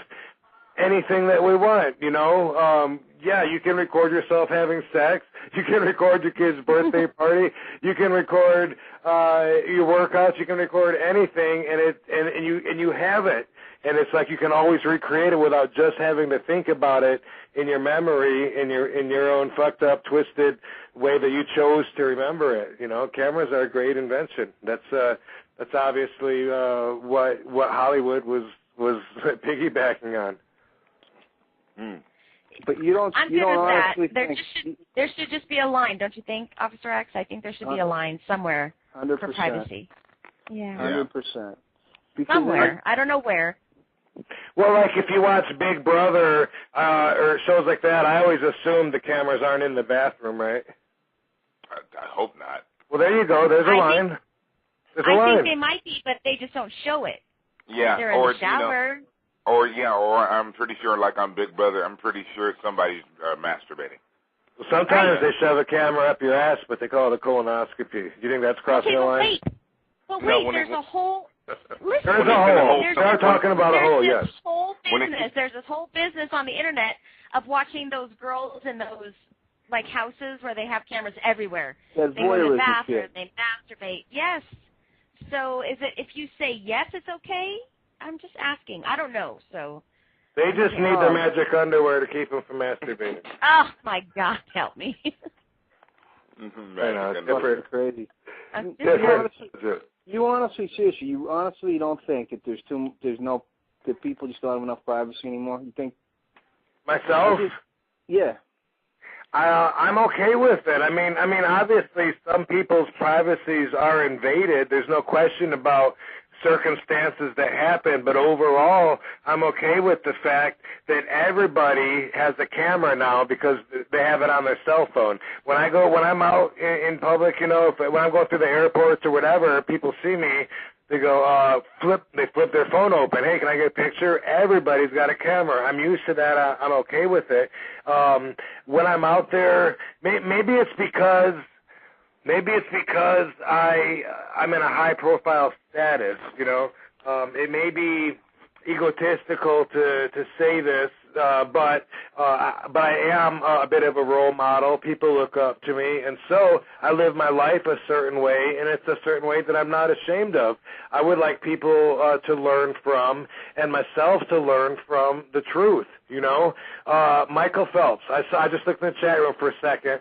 Somebody said, how do you think Michael Phelps would feel about this topic, about cameras being everywhere? Okay, Michael Phelps, at his personal little business, he suffered a little bit of a blow, but overall, I think the world learned from it. Wait a second. You mean you can smoke pot and be the world's greatest fucking athlete? What, 14 gold medals and like 6 bronze, I think? Something like, no, that's not right. Some combo like that. I think 4 bronze. But anyway, more gold than anybody. And he can hold his breath like Aquaman and swim underwater forever. He chooses to smoke pot. Come on, I mean, we can learn from that. If everybody would be honest and open and we could learn about the truth, then we could actually learn more about ourselves, learn more about Earth, about our lives. Who knows what we could discover? Maybe we could discover what the fuck we're here. Instead, everything we learn from is based on control groups.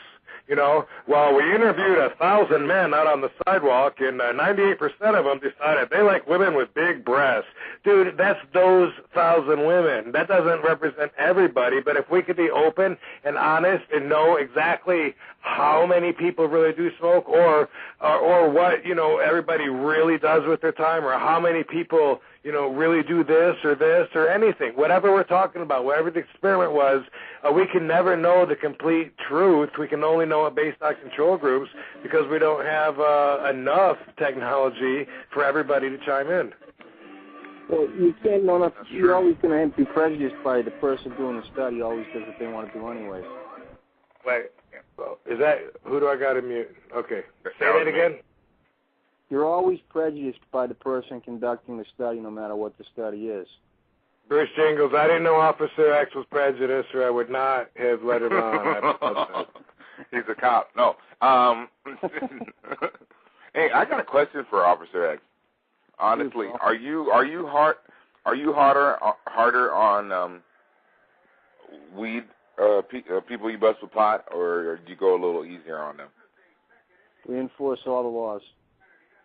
Very with nicely discretion. said. With discretion. Very nicely said. Listen to this guy. Brett from Minnesota, welcome to RV. Oh, wait, let me try that again. It fucking was going to unmute him, and it went back to mute. Boom. Brett from Minnesota. What up, dude? Hey, what's up, Brad? How's it going, man?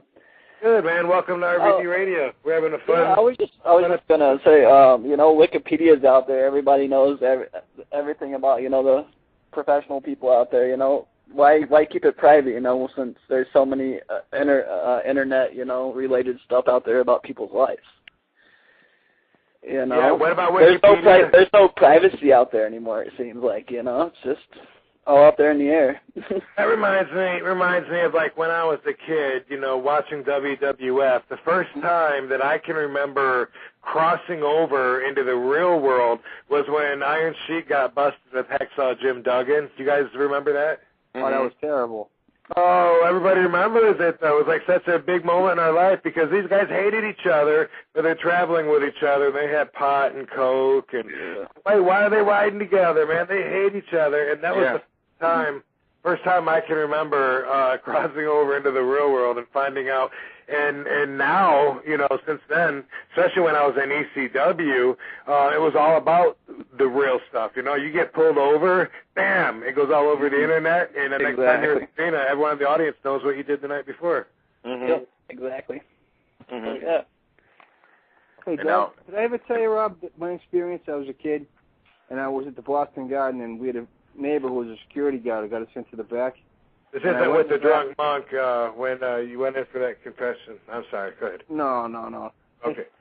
We go in the room, and Andre the Giant was playing cards against the two Samoans, and they were fighting that night. I was all fucked up for days. I couldn't figure it out.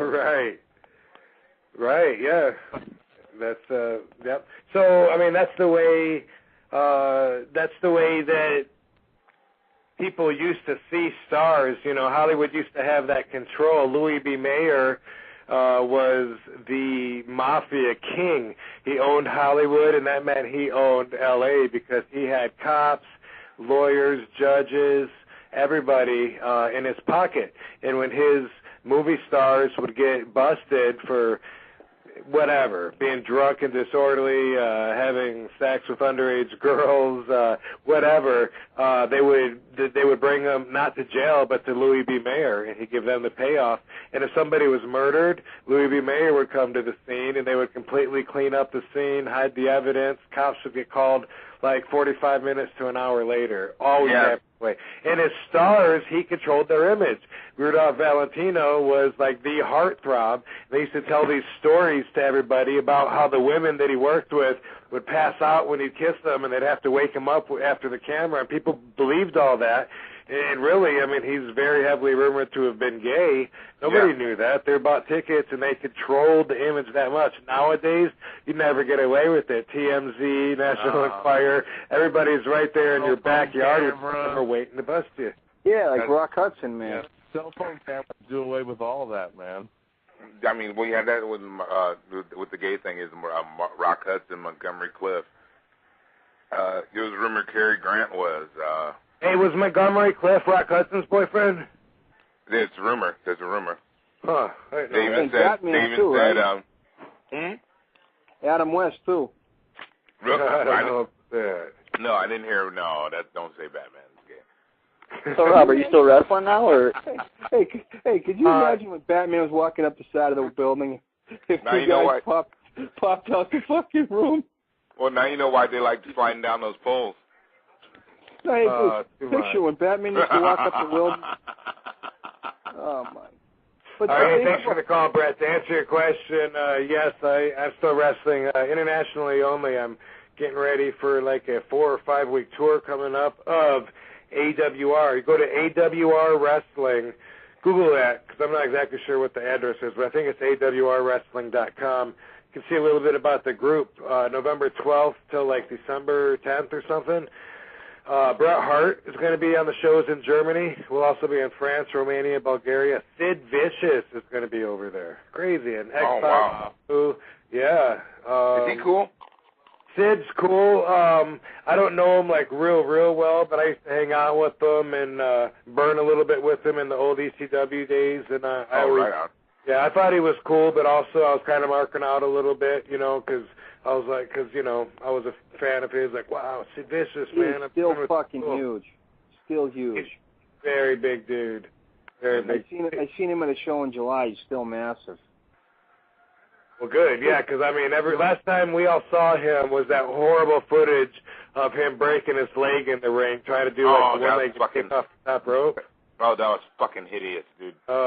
Didn't his bone, like, come off through his boot? Oh, Jesus Christ, that was so fucking... It was bad. It was bad. I almost fell out of my chair when I fucking saw that shit. Yeah. Rob, this Randall, I got to bounce. You got to go, Randall? Hey, Rob. Yeah, I got to go. Hopefully I can stay on longer next time, brother. But all right, cool, dude. Thanks for joining us, man. Have a great weekend. All right, later, Take care, man. All right, Randall. Hey, Randall, you got anything to plug? Website or anything? He laughed. That was, That was Randall Reeder, actor who played Big Bob in Harold and Kumar Go to Guatemala Bay or Escape From or whatever. Harry Slash, you are not on mute, sir. Just really quick Sid story. Yes. Myself and Haz had to pick him up from LaGuardia Airport for some upstate show. And after smoking with the dude on several occasions, we get in the car, I light a cigarette, and Giant Sid, who as he was walking through the airport's parents were clutching their children like Frankenstein was going through the village. Right. He turns to me in the back seat and says to me, Harry, please don't smoke cigarettes. Cigarettes just make me crazy. And all I kept thinking is, this is the guy that stabbed Arn Anderson about 60 times. Yeah, that's right. I could live without a cigarette for the next hour or so, no problem. And meanwhile, the entire ride up there, all he did was talk about his old smoking days. So you know I was jonesing for a butt the moment we got out of the car. That's fucking funny. That's awesome. But he saved your life a little bit. Yeah, he gave me an extra 2 hours. I do have a point to bring up. Do you think people like Clark Gable and Marilyn Monroe, the totally iconic movie stars, would have been as iconic, almost godlike in the way they're remembered if there had been a TMZ back then? Or would it have totally killed their image? Yep. It just couldn't have gone down that way anyway. I mean, obviously it wouldn't have gone the way that it did, you know, so it had to take its path the way it did. You got to remember, in the turn of the century, actors were garbage. I just went to a Hollywood History Night last night, and it was like, it's like a class, I guess, with a slideshow of these Hollywood historians, and I think I'm the only guy there whose penis still works. It's for older people, but whatever. I'm a Hollywood history geek. And anyway, it was fun, and they were talking about Selig Polyscope, who came from Chicago out to L.A. At this Chinese laundromat and built a little studio behind it, and then they went out to Edendale, which is now like part of Silver Lake, and this happened before they even came to Hollywood, you know, so it was like, we're talking like 1905, 1909, 1910, way back in the day, and actors were undesirables then. Well, you can go back to when Hollywood existed here in New York, you know, during the Charlie Chaplin era, the early W. Field. Well, as I said, Thomas Edison kicked it all off, and he was over there in New York. He invented the camera, and almost instantly, boom, we started having the little Nickelodeons, and, you know, it was just like, it caught on, but actors, well, who's being noisy? Officer X. Oh, it wasn't Officer X. Who do I got to mute? It ain't not me. Not me. Dude, if you guys don't fess up, I'll never know. But anyway, Dan Lowski from Jersey, a shout-out fan, so let me go to you. Hey, man, how you doing? Pretty good. How about you? Man, is this actually Rob Van Dam? It's Rob Van Dam, the whole fucking show. You gotta be kidding me, man. Can't believe I'm talking to you. I'm watching you all these years. Thousands of people watching you. Motherfucker! Man, how does it feel to be Rob Van Dam? One of the most famous wrestlers of all time. How does it feel? RVD Radio. That's right, Daddy. It feels pretty good, dude. It feels pretty good. I wouldn't want to trade with anybody else. Let me put it that way. So let me ask you a question. When you didn't... What the fuck? You didn't... Drop that down! Wow. What, dude? So you didn't really like WWF wrestling, right? I had a good time. It was a good job. It was a good job. Something that I'm real good at. Just because you're hung like a moose doesn't mean you got to do porn.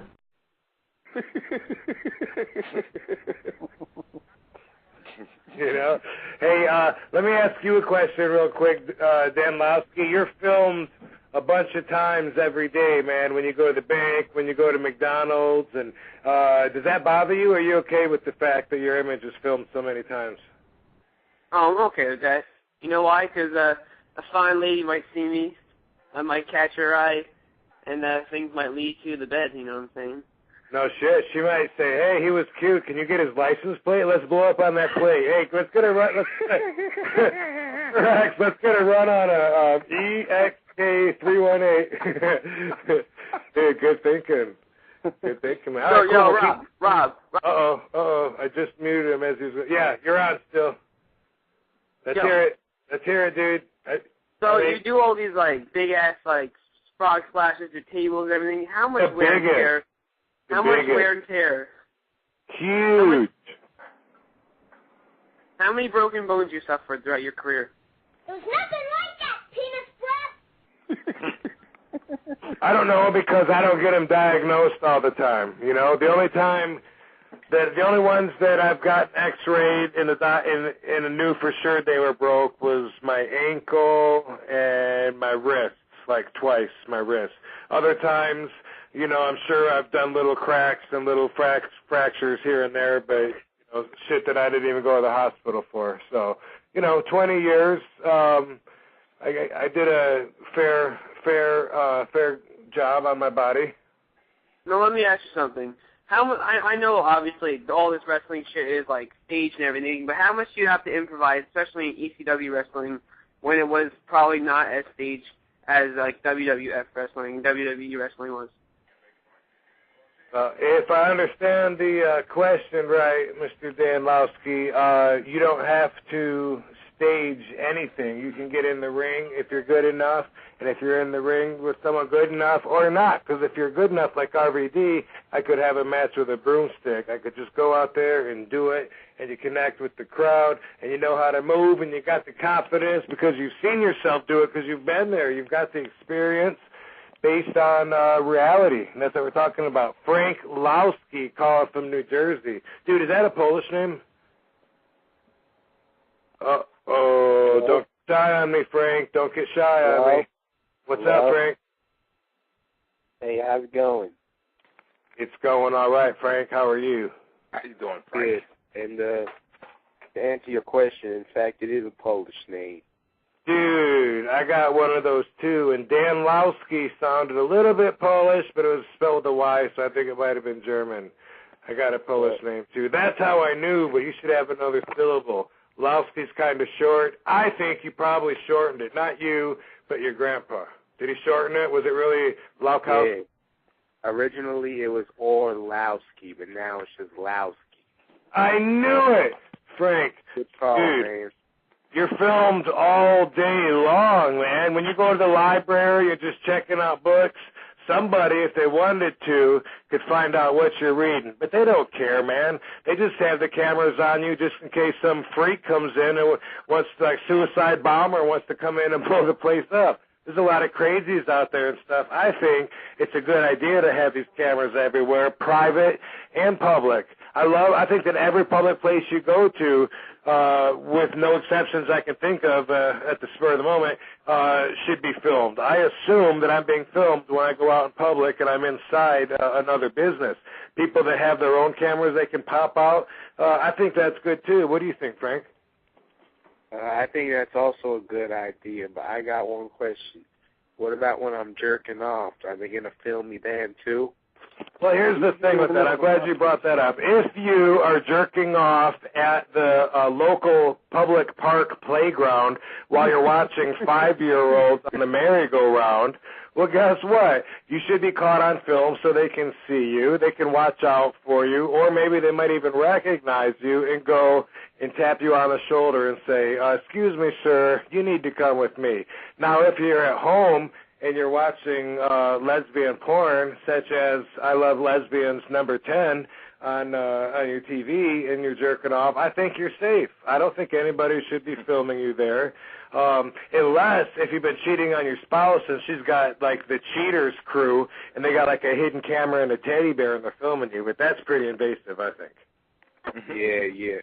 I got one more thing to say. I'm an inspiring wrestler. I'm the number 2 wrestler in my state. And I want to challenge you to a wrestling match. Okay. Well, you challenged, so let's just keep it at that. Can I give him the price? You don't want to take my challenge? No, I really don't, dude. 20 G's. Man, I was going to beat you, too. I'm sure you were, but you were going to try and jerk me off, and I was going to catch it on camera. Tell him, pal. That calls for an Al Swear Engine soundbite. I get paid a lot of money when I get in the ring. I don't know why people think I would do it, just to stroke their ego. And speaking of stroking... These people don't know. They don't know. They don't know. Who is booking this crap?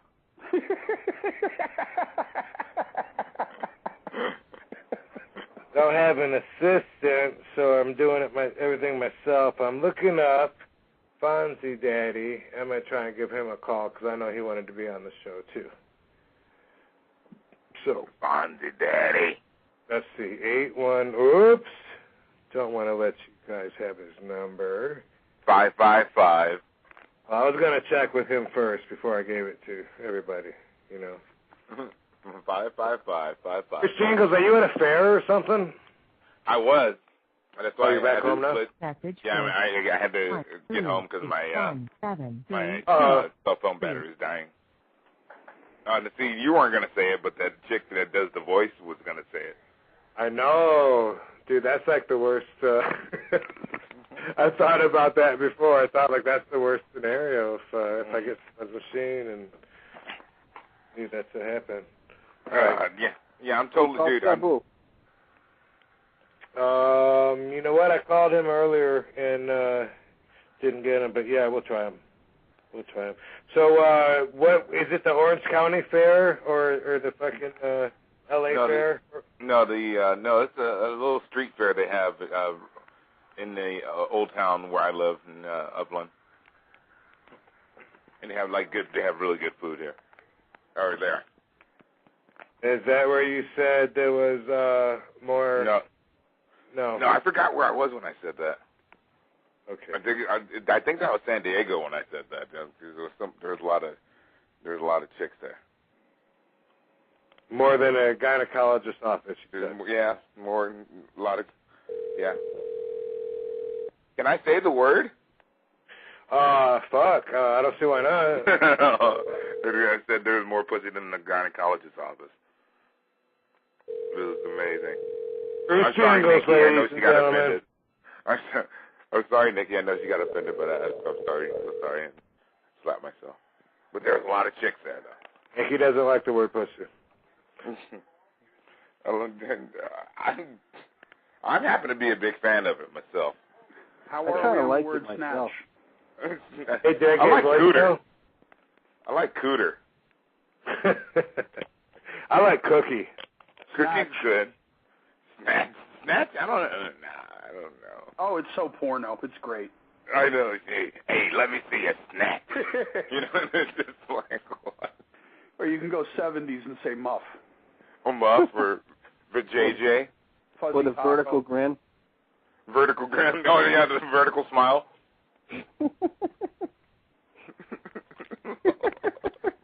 That should be your next topic. RVD. Hey, Officer X, I'm calling your boy Medium Rob for you. Oh, that's always fun. Hey, we should call his English teacher. Oh, shit. His English teacher. So have something in mind to say to him, because you always want to talk to him. I got a question for Officer X, if you don't mind. Shoot, Harry. Who would you rather pull over? Who would you think is easier to deal with? Someone high on pot or someone high on coke? Oh, pot, 100%. So you prefer pot to coke? Yeah, I prefer pot to everything, yeah. Okay, that's all I needed to hear. You got that soundbite, Rob? Got it. Awesome. Fucker. You got me, Harry.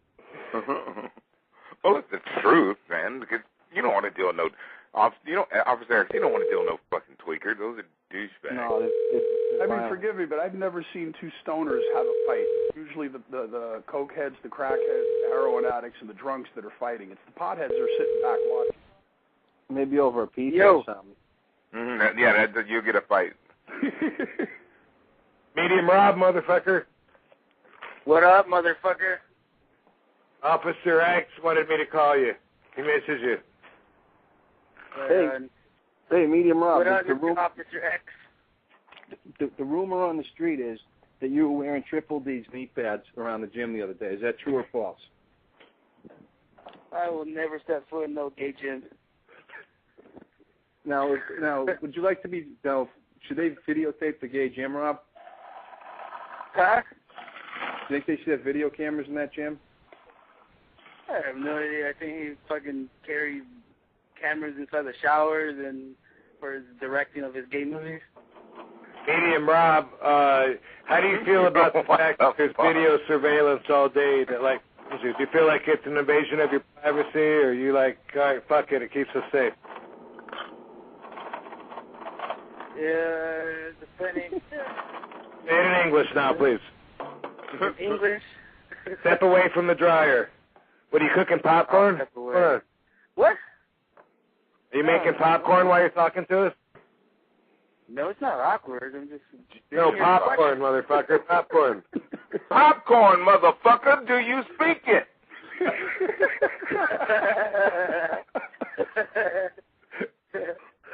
Reach an unassigned number for 20th Century Fox in Los Angeles. Please recheck the number you are dialing. You're calling 20th Century Fox. Rob, Louis B. Mayer isn't there anymore. Medium Rob. Yo. Do you think it's a good idea or a bad idea that we're filmed all day long everywhere we go? Because you're a shady motherfucker. If you're doing interesting, like good shit, then why not? Exactly, right? Like, you're kind of shady sometimes. You kind of like stick to the shadows. You kind of stick to the shadows and shit. You think sometimes some footage would pop up of you maybe getting your naughty on? So you do record pornos or something? I hope not.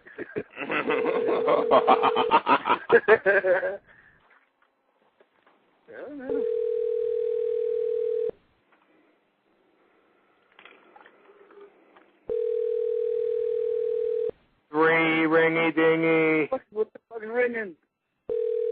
Four ringy dingy. Oh, David DeFalco. Oh, hey, RVD. Not just RVD. RVD, Officer X, Medium Rob, Harry Slash. Guess what? You're on RVD Radio. Oh, I am? Yeah. Damn. All right. You need the proof. Here it is right here. RVD, motherfucker! There's Jingles is with me. Let's get a Dave DeFalco motherfucker, Bruce. Dave DeFalco, motherfucker! Wow, all right. Now you're official. All right, you caught me. Hold on, let me, give me 2 secs, okay? No, we're not doing sex. Really gay. Hold on. Hey, Dave, when you need a black dude in the movie, let me know, dude. See, he disappeared right before you threw that resume at him.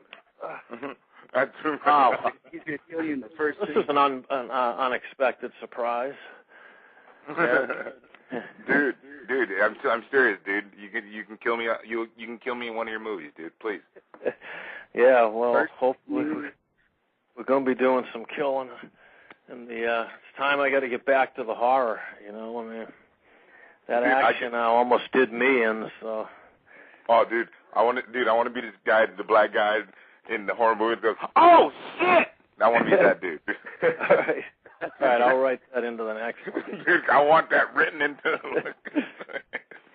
So, Dave, tonight's subject is video surveillance. You know, they say, saw this on the internet, and I've heard this in other places, but it's ridiculous because, you know, everyone has different lives. They all go to different places, so it's hard to put an average, but they say that you're filmed an average of like 300 times a day when you leave your house if you're gone for a normal, like, business day. In any event, we assume that we're filmed, you know, when we walk into a place, right? You walk into a convenience store, you know, you're pumping your gas, or you're at an ATM.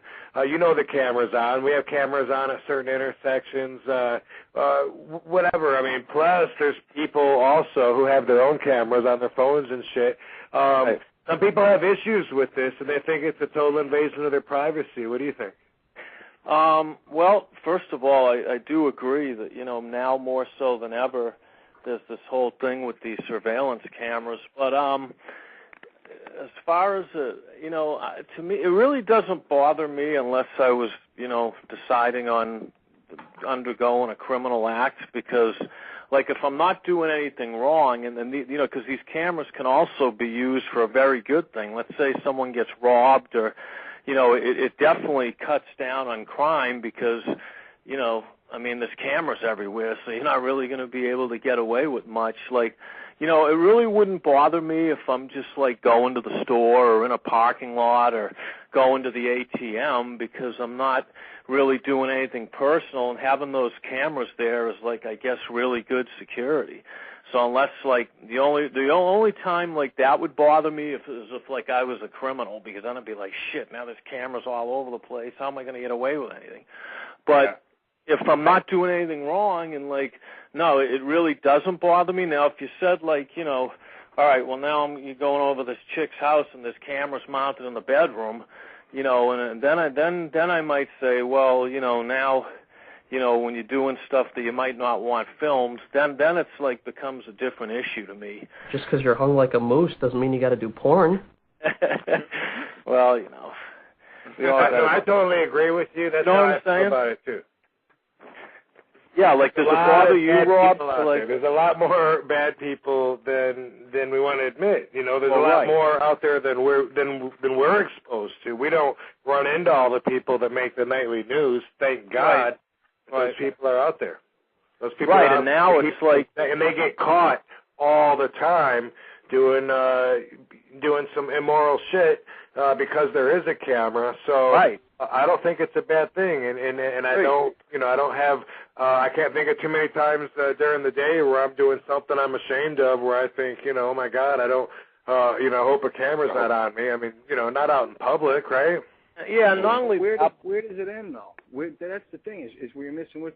Say you had kids, Rob. Say you had a couple little kids. Shouldn't you be able to go do your own deal without your children being plastered all over the internet? If there's RVD and his 2 kids at Applebee's, whatever the hell they're doing.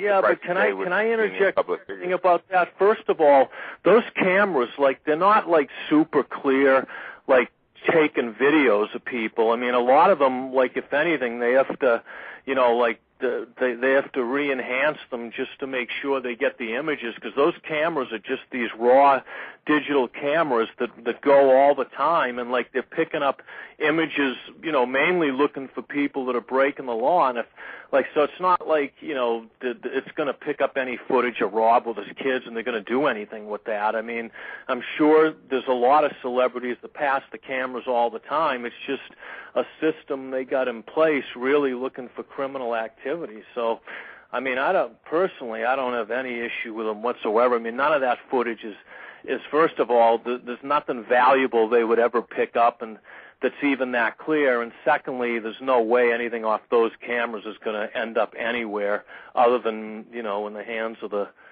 cops or the surveillance people that are having the stuff filmed. That's my take on that. Yeah, I mean, everyone, like Officer X was saying, and someone earlier, too, was saying, where do you draw the line? Where do you draw the line? I mean, okay, can't we just draw a line? Won't that solve it? I mean, if you're at home in your privacy, then, okay, you're on the other side of the line. I get what you said about, like, if I had kids and I was out, and I never thought about it from that way. That is a good point. Like, for instance, it would freak me out if somebody had, like, pictures of my dog all over their house. I would think they were a little freaky and stalkerish. If I had kids, I would probably feel even more protective of them. I don't know. As far as someone having a picture of me and Sonia, that's great. I'm very proud of her. She's like a celebrity anyway, and, she even, I'm sure people are fans of hers, once they know her or know about her. I definitely am a fan of hers. Yeah, I am. So there you go. I got no problem with that. 2 fans right here. I'd feel a little weird if Dave had a picture of Sonia in as well, but let's not go there. Well, it would only be to show people, how great she looks, so nothing more. Vinny from Orlando, welcome to RVD Radio, dude. Hey, Rob, what's going on, man? coming to the end of the show. Actually, it's been a good show. It's an interesting topic, as I knew it would be, one that I enjoy talking about. You're on the line with Officer X, Bruce Jingles, Medium Rob, producer, director, writer David DeFalco, and we're talking about video surveillance. I mean, you live in Orlando. Mickey Mouse owns Orlando. Everywhere you go, Disney this, Disney that. I know, because I lived there. I lived in Winter Park. All the strip clubs are all shoved down to, Orange Blossom Trail, and the rest is all Mickey Mouse. And Mickey's got his eye on you. You're filmed everywhere. Are you okay with that? Yeah, man, I'm cool. Yeah, man, he is a big part of the town, and I live in Lake Marion. I didn't know you lived in Apopka. That's kind of cool. Yeah, well, I moved around a lot, but now once I found L.A., I found my favorite place, so I thought I'll move again. But yeah, listen, you know what's funny about your topic, though? What's funny is I have a restaurant in Charlotte, North Carolina, and I actually live here in Orlando, so I can actually look at the people that work for me up in North Carolina and see what they do. But you know what sucks about cameras, though, is they're delayed by like 3 or 4 seconds. So the people up there, they know how to beat the system and run across the camera before they get caught. Oh, nice. So it really sucks. It's kind of like, oh, you sneaky bastard. Or they have tracks where they like walk around things so they don't get hit or get seen on camera. It really kind of sucks. Yeah, whenever someone works for you, they know how to take advantage of you and stuff. I remember when I had the 5-star comic store, which, by the way, everybody, it's closed. I still get asked every day, how's your store doing? It's fucking closed. I used to have cameras in there that I could access through the internet, so when I was on the road, I could be in Massachusetts with Officer X smoking a doobie, and not really, he would never do that. Seeing what's going on in your store? Well, you could see what was going on in my store, yeah. It's kind of cool. Man. Hey, I want to ask you 2 questions, Rob. One, I want to know anything, what's anything up with your movie Wrong Side of Town with Dave Bautista? Is there an official date about it or a trailer coming out? Well, it's a good thing that you happen to be on the line along with the director of Wrong Side of Town, writer and producer David DeFalco. I would like to tag him in to handle that question. Well, yeah, that's a very good question, and there's a really cool trailer about to be released by Lionsgate. It'll be all over the internet probably within the next week or so. And as of right now, they're planning on doing a release of it in February. They want to. Originally, they were going to do it at the end of the year, but they decided they really want to do some big marketing on it. So they're going to trailer it on some of the big Lionsgate movies that are theatrical and really give it a marketing push at the end of the year so that they can roll it out big in February. So it's looking real good, though. I actually, me and Rob screened the final cut last week, and I'm real happy with the way it ended up looking. All right. Well, I wanted to throw this out there. I actually have a radio show on Blog Talk Radio called The Best Day Movie Show. It comes on at 9 o'clock on Fridays. I was seeing if you guys would be interested in coming on and talking about the movie to some of the listeners. Well, maybe when it gets closer towards February or something, I don't know. It's kind of like definitely the furthest thing from the front of our plate right now. Dave's ready to move on to work on the next project. And I have 1,000 projects going on, including getting ready to go overseas to wrestle. So I don't have a lot of time, so I prioritize. I do want to do some interviews pretty soon because I want to plug RobVanDam.com because I have a free RVD TV limited membership, and I'm dumping a bunch of episodes, full-length episodes on there.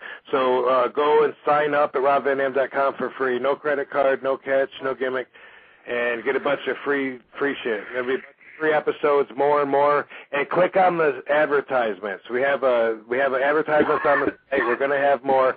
Click on those for me. Everybody listening, go on there. I need my traffic up. I need to click on that, and then it's going to make RVD a lot more accessible for everybody because the membership thing is a pain in the ass. So I'll be plugging that pretty soon, so hit me back, and maybe we can schedule an interview. Thanks for calling, Vinny.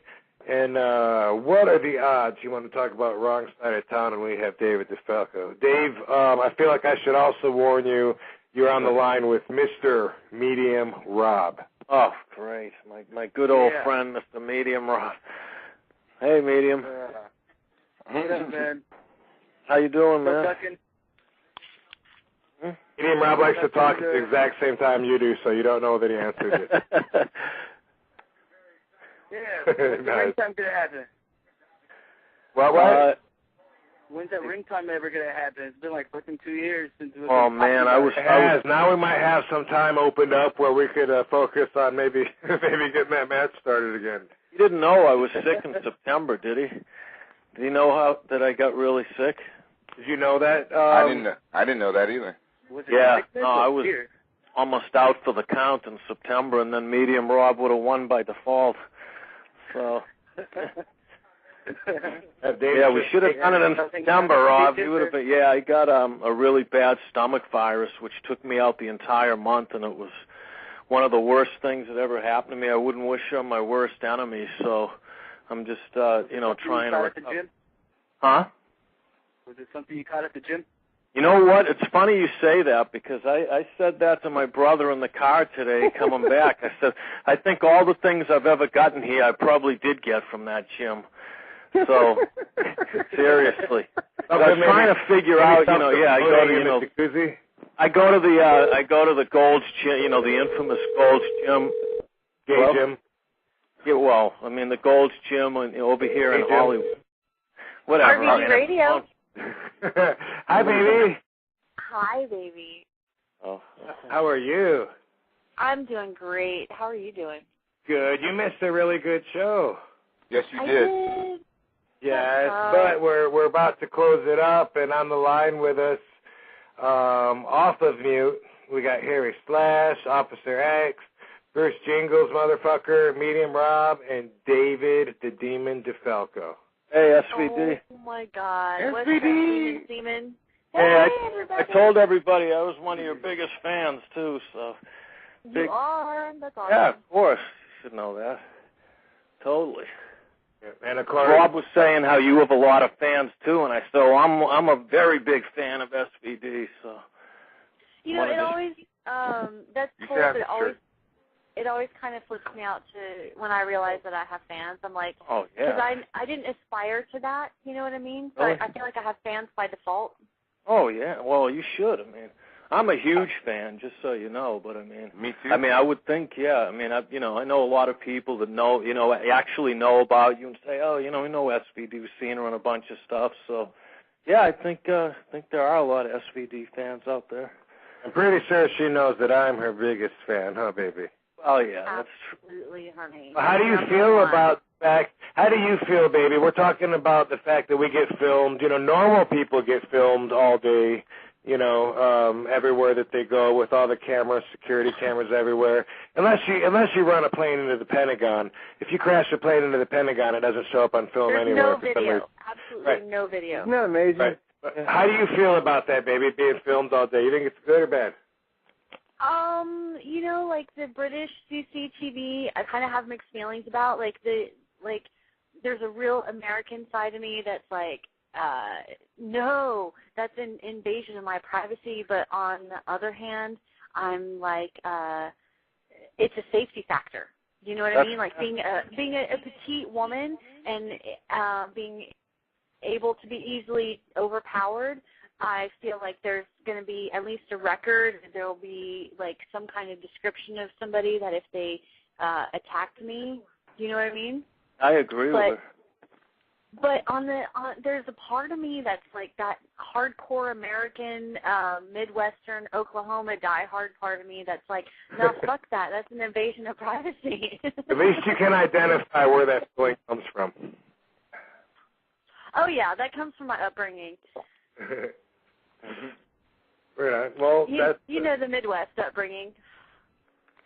Yes. Well, and then also, by default, you get your picture.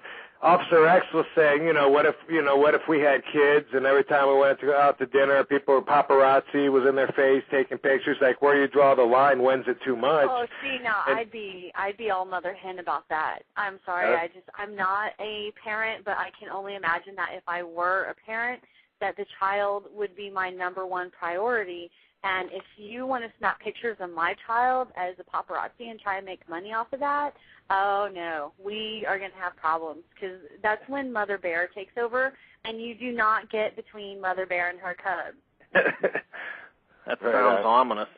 All right. Yeah. Bruce Jingles, MySpace/Bruce Jingles, right? Yes, sir. And your fans can catch me on 2 Showtime specials that are on this month. Just search Bruce Jingles or look for Jeff Garcia's Low Budget Madness or Jeff Garcia's $10 ticket. And that's me. I'm the black guy. All right, cool. All right, well, thanks to Dave Falco, thanks to Jason Hervey and Medium Rob and Officer X and everyone that called in here. Nikki, I took you off mute so you could say bye, but we're out of time. Say bye, baby. Bye, baby. Love you, SVD. Love you. Love you, baby. The whole fucking show! Drop that down! The whole fucking show! Damn a nigga! Damn summer nigga! Damn Christian nigga! Fan assassinator! Drop that down! The whole fucking show! Drop that down! The whole fucking show! A damn shot straight to your brain! Straight to your skull crack! You get down to straight to your brain! Straight to your skull crack!